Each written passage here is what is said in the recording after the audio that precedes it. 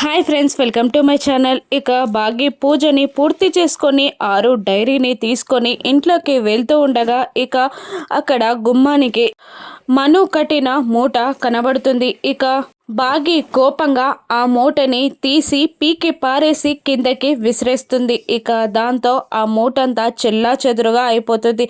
అప్పుడే అక్కడికి వచ్చి చూసిన మను, నీకేమన్నా పిచ్చి పట్టిందా, ఎందుకలా తీసి పారేశావు అని మను భాగిని తిడుతూ ఉండగా ఇక భాగి కోపంగా ఇలా అంటుంటుంది, ఇది చిన్నపిల్లలు పెద్దవాళ్ళున్న ఇల్లు, ఏం చేద్దామని ఇటువంటి పిచ్చి పిచ్చి తాయెత్తులన్నీ తీసుకొచ్చి ఇంటికి కడుతున్నావు, ఈ కుటుంబాన్ని ఏం చేయాలనుకుంటున్నావు మను అని తిడుతూ ఉంటుంది భాగి మనుని.